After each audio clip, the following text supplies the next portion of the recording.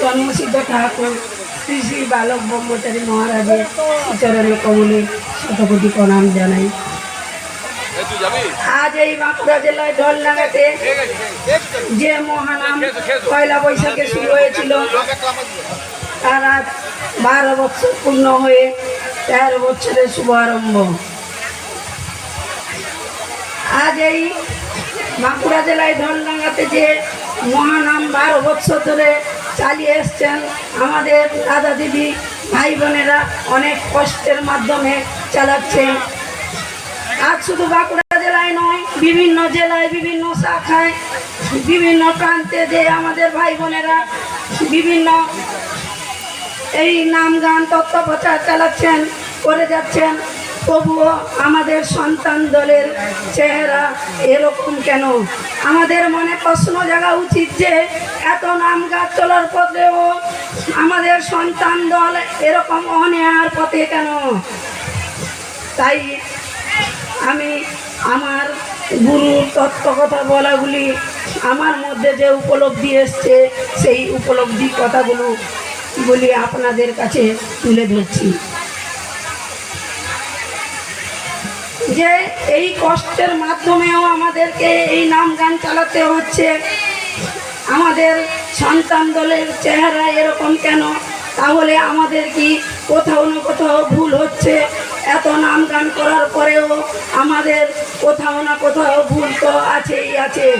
সেই ভুলটা আমাদেরকে খুঁজে বের করতে হবে। ভুলটা কোথায়?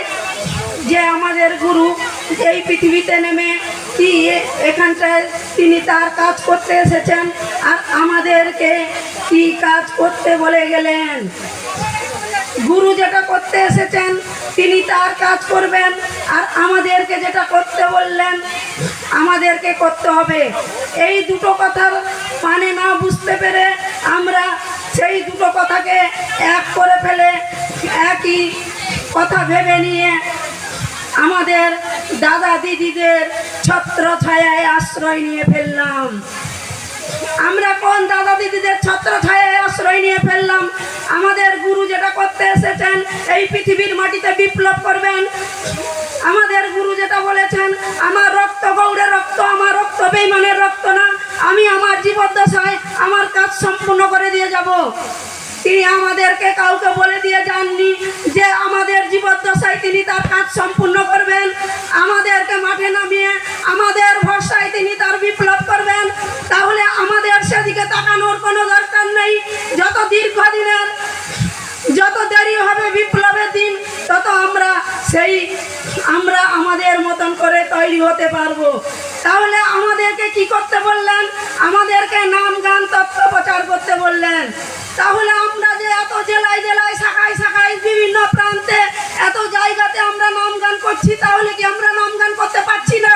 হ্যাঁ, আমরা করছি। তবু আমাদের সেই নাম গানের মধ্যেও ভুল আছে। কেন? আমাদের ভুলটা কোথায়?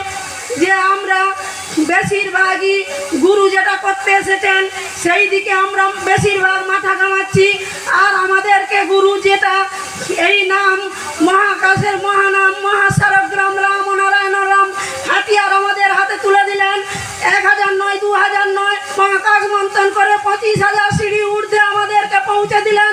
সেই 25,000 সিঁড়ি স্তর পৌঁছে দেওয়ার পরেও আমরা সেই গুরুর কণ্ঠে আমরা নাম করতে পারছি না।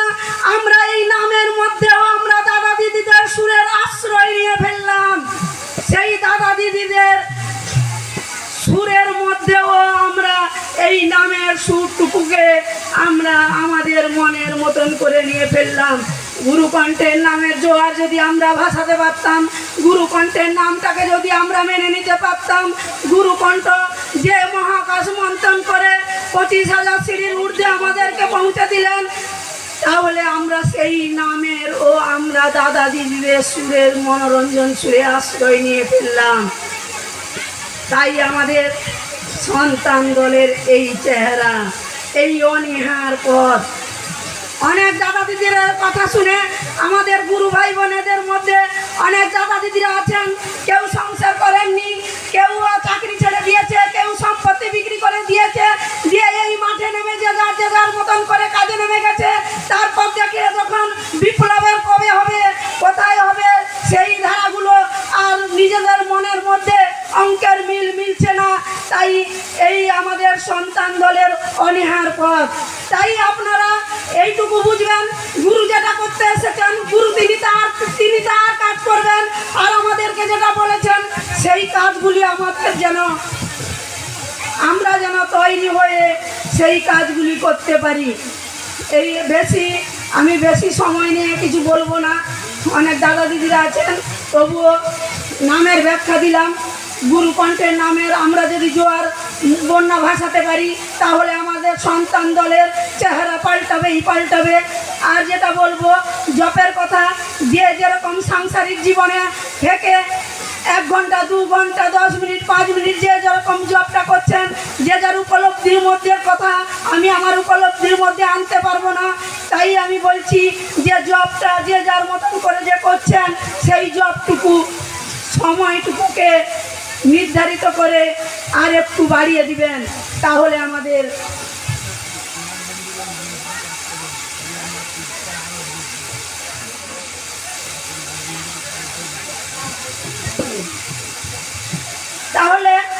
জপের ব্যাপার গেল। আর যেটা থাকলো, আমাদের গুরু বলে গেছেন আমাদেরকে তত্ত্বে প্রতিষ্ঠিত হতে, নাম গান তত্ত্ব প্রচার করতে, তবুও আমাদেরকে তত্ত্বে প্রতিষ্ঠিত হতে বলেছে। আমরা যদি তত্ত্বে প্রতিষ্ঠিত না হতে পারি, বাড়ি বানাতে গেলে যেরকম মজবুতি ভিত হওয়া দরকার, আমাদেরও সন্তান দলের সুপার মিলিটারির দল হতে গেলে আমাদেরকে সেই মজবুতি ভিত হওয়া দরকার, তত্ত্বে প্রতিষ্ঠিত হওয়া দরকার। আমরা দাদা দিদিদের কথা শুনে আমাদের গুরু তত্ত্ব কথাগুলি আমাদের মধ্যে শুনলাম, যেটা আমি আমার উপলব্ধির মধ্যে বলছি।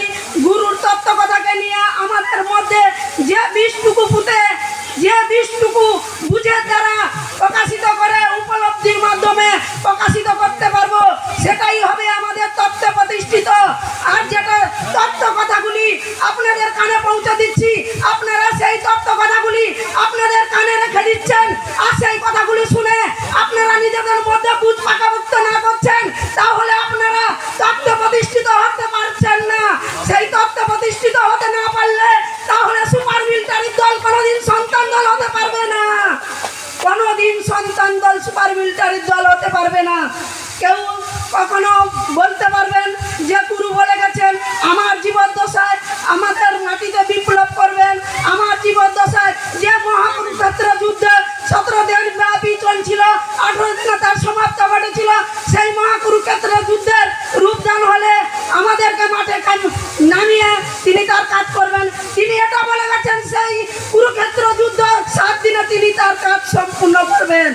তাহলে আমাদেরকে বলেননি যে আমাদেরকে নিয়ে তিনি তার কাজ সম্পূর্ণ করবেন।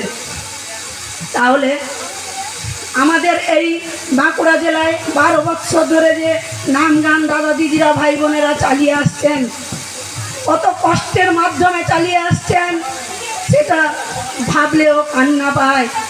তাই সবাইকে অনুরোধ করব, নিজেদের ভিতটুকু পাকাপুক্ত করে নিজেদের ভিতটুকু তৈরি করুন।